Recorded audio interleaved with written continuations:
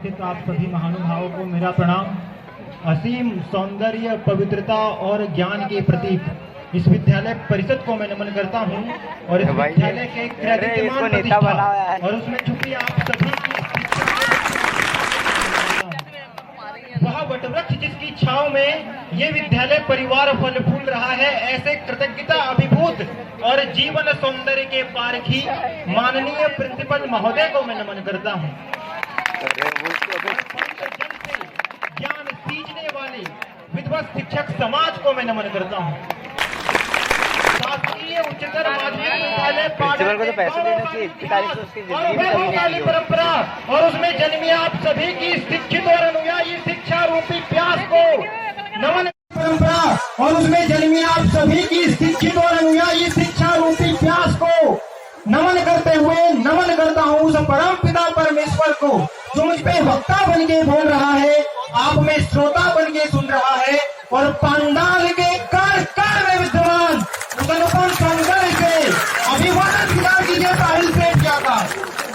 माननीय महोदय एवं मंचासीन देश के छलनी हुए ज्ञान को मरहम लगाने की एकमात्र आशा स्थल प्यारे साथी। कहा जाता है कि एक चिंगारी मात्र संपूर्ण वन को जलाकर राख कर देने के काबिल है और इसी प्रकार की सशक्त लोगों की चिंगारियों ने हमारे देश के स्वतंत्रता सेनानियों ने अपने कोटि कोटि शीशों को बेच चढ़ाकर भारत मां का रक्त निवेश किया था। माननीय महोदय मैं आपको काल में जहाँ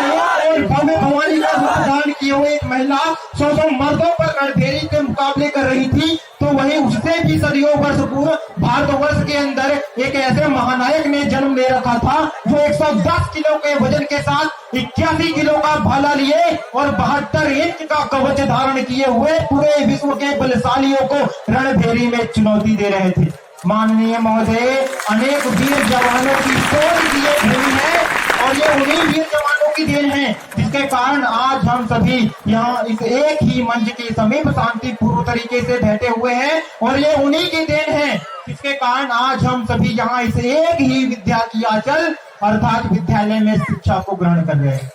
परंतु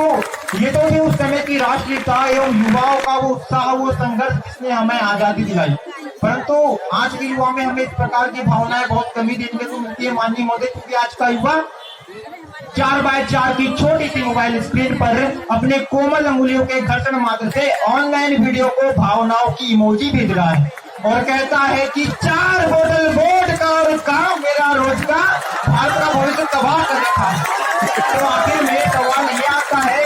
कि सच्चा राष्ट्र प्रेम, राष्ट्रीयता, राष्ट्र प्रेम एवं सच्चा देशभक्त किस चीज का नाम है? माननीय महोदय मैं नहीं मानता कि व्हाट्सएप या फिर अपने परिवार, अपने समाज के लिए समर्पण का भाव है देशभक्ति और हर देशद्रोही के जिंदगी में आने वाला तूफान है देशभक्ति, ताकि हर देशद्रोही ये समझ सके कि अगर तू परिंदा है तो ये आसमान तेरा है, अगर तू दरिंदा है तो ये शमशान तेरा है, भाईचारे से रहना है तो रह इस जमीन पर, वरना तेरी कब्र भी यही है और ये कब्रिस्तान भी तेरा है और ये कब्रिस्तान भी तेरा है।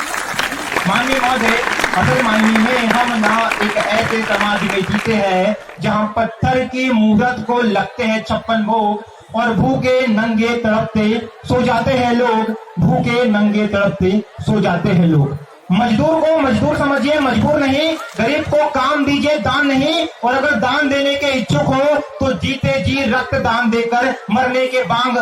अंग दान दीजिए और किसी मरे हुए को जीवन दान दीजिए। यही सच्चा राष्ट्र प्रेम है और यही सच्ची राष्ट्रीयता और यही एक सच्चे देशभक्त का कर्तव्य है। माननीय महोदय क्योंकि जब भारत माँ अपने बेटे को संबोधित करते हुए कहती है कि उठो दरा के यहाँ से कूदो, तुम सिंह बन के दहाड़ दो और एक तिरंगा झंडा उस कन्हैया के सीने में गाड़ दो, तब इसी भावना से माननीय महोदय तब इसी भावना से एक जवान शहीदों पर सरहदों की दहाड़ पर अपनी वीरता का परिचय देते हुए शहीद होता है तो उसके घर पर उसकी बूढ़ी माँ से लेकर उसकी पत्नी की वेदना चीख चीख के ये कहती है कि प्यार भी भरपूर गया, मांग का सिंदूर गया, मुन्हे नौने हालों की लंगोटियां चली गई, छोटी छोटी बेटियों की चोटियां चली गई, बाप की कमाई गई, भाई की पढ़ाई गई, एक ऐसा विस्फोट हुआ कुछ पता ही चला नहीं, पूरे जिस्म की ही बोटियां चली गई और आपके लिए तो सिर्फ एक आदमी मरा है साहब, किंतु मेरे घर की तो रोटियां ही चली गई,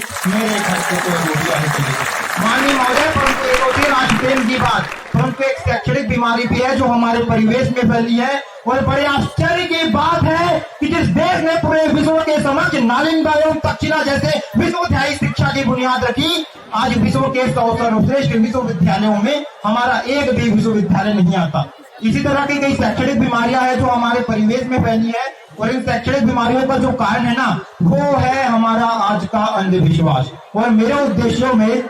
मेरा तो ये मानना है कि जब तक इस देश का युवा मंदिरों में जा जाकर घंटियां बजा बजाकर भगवान को अपनी सफलता के लिए रिश्वत लगाता रहेगा, तब तक इस देश का राष्ट्र निर्माण संभव नहीं है। माननीय महोदय, हमारे देश का शिक्षित वर्ग ही बिल्ली के रास्ते काटने पर खड़ा हो जाना, अपने धर्म अपनी जाति को ऊंचा बताकर दूसरों के धर्म और दूसरों की जाति की अवहेलना करता रहेगा, तब तक इस देश का राष्ट्र निर्माण की अवहेलना करता रहेगा, तब तक इस देश का राष्ट्र निर्माण संभव नहीं है। माननीय महोदय, हमारे देश का राष्ट्र निर्माण उस दिन संभव होगा जिस दिन स्वच्छ भारत स्वस्थ भारत पर केवल सरकार ही नहीं बल्कि सड़क पर चलने वाला हर एक नागरिक हाथ बटाएगा और स्वच्छ भारत स्वस्थ भारत को दिल से अपनाएगा। और असलियत में हमारे देश का राष्ट्र निर्माण तो तब जाकर के संभव होगा जिस दिन एक गरीब बच्चा मध्याह्न भोजन के लिए नहीं अपितु ज्ञानार्जन के लिए सरकारी स्कूल की चौखट पर अपने कदम रखेगा। और असलियत में हमारे देश का राष्ट्र निर्माण तो तब जाकर के संभव होगा जिस दिन इस देश का नागरिक शारीरिक रूप से भ्रष्ट, मानसिक रूप से दिवालिया, स्वैच्छिक रूप से गंदा,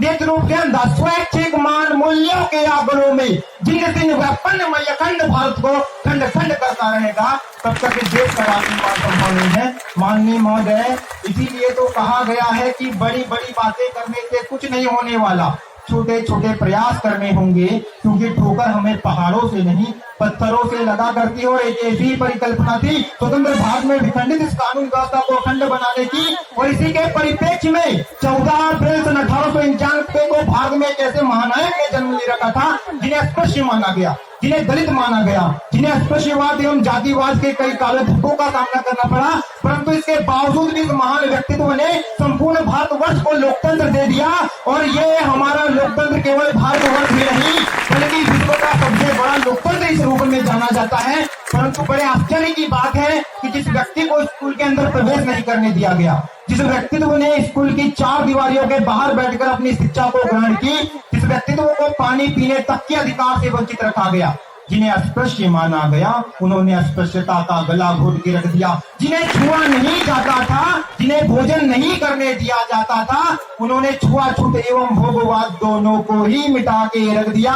ये बाबा साहेब इनके व्यक्तित्व को समझने से पूर्व हमें स्वयं के व्यक्तित्व से परिचित होना पड़ेगा, परंतु इसके बावजूद भी हम इनके संपूर्ण व्यक्तित्व से परिचित नहीं हो सकते। माननीय महोदय, क्योंकि महात्मा बुद्ध के विचारों से ये प्रेरित हुए थे, क्योंकि जब संपूर्ण भारतवर्ष के अंदर जातिवाद ने अपने पैरों को फंसा के रखा था, तब केवल और केवल एक समर्थत्व को छोड़कर संन्यास धारण किए हुए महात्मा बुद्ध मध्यम मार्ग से पूरे विश्व को प्रकाशमान कर रहे थे। माननीय महोदय एवं प्रिय श्रोतागण, इन दोनों ही महात्माओं के पश्चात में आपके समक्ष वर्णन करना चाहूंगा एक ऐसे व्यक्तित्व की जिन्होंने स्त्री,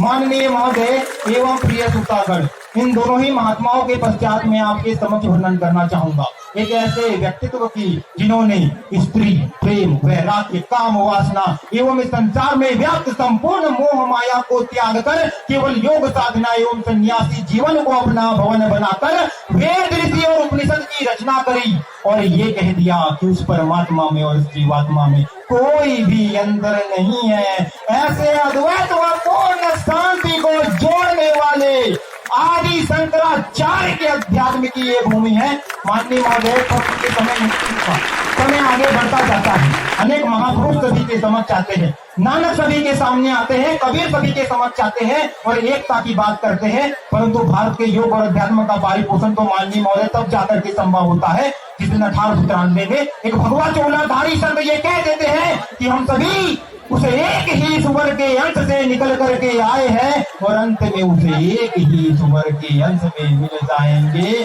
माननीय महोदय, जब मैं बात कर रहा होता हूँ भारत के योग और अध्यात्म की यात्रा की, तो मैं आपका ध्यान केंद्रित करना चाहूंगा कि निर्वस्त्र जैन दिगंबर संत पूरे विश्व को त्याग के दर्शन से प्रेरित कर रहे थे। माननीय महोदय, ये भारत का इतिहास है और भारत को अखंड बनाने की यात्रा में अनेक महापुरुषों का योगदान रहा है। इसलिए मैं यहाँ सभी का तो आपके समक्ष वर्णन नहीं कर सकता, इसलिए अंतिम पंक्तियां कहूंगा। और इन अंतिम पंक्तियों में आप युवा पीढ़ी मुझे बताएंगे कि युवा पीढ़ी सिर्फ इससे करना ही जानती है या भगत प्रिय वाला हौसला भी रखती है, क्योंकि ईश्वर ने अगर दिल में इबादत के लिए इश्क दिया है तो रगों में इंकलाब वाला खून भी दिया है, और मैं उसी खून को चुनौती देता हूँ। माननीय महोदय, अटल बिहारी वाजपेयी द्वारा रचित ये स्वर्णिम अक्षरों पर लिखी स्वर्णिम पंक्तियां संपूर्ण स्वर्णिम इतिहास को प्रकाशमान करती है, क्योंकि उन्होंने कहा था कि यह भारत भूमि कोई भूमि का टुकड़ा नहीं है, ये जीता जागता राष्ट्र पुरुष है, ये अर्पण की भूमि है, ये तर्पण की भूमि है। इसकी नदी नदी हमारे लिए गंगा है, इसका कंकर कंकर हमारे लिए शंकर है। हम जिएंगे तो इस भारत के लिए, और अगर मरेंगे तो इस भारत के लिए, और मरने के बाद भी अगर गंगा नदी में बहती हुई अस्थियों से कोई कान लगाकर सुनेगा तो सिर्फ एक ही आवाज आएगी, और वो आवाज है, मेरे साथ कहिएगा, भारत माता की। माननीय महोदय, ये भारत माता की जय के नारे तो हमेशा लगते रहेंगे, क्योंकि मेरा भारत महान था, महान है और महान रहेगा। मेरा भारत महान था, महान है और महान रहेगा, और होगा हौसला बुलंद एक दिन तो पाकिस्तान भी जय हिंद कहेगा, और पाकिस्तान ही क्यों, सारा जहां जय हिंद कहेगा, क्योंकि सारे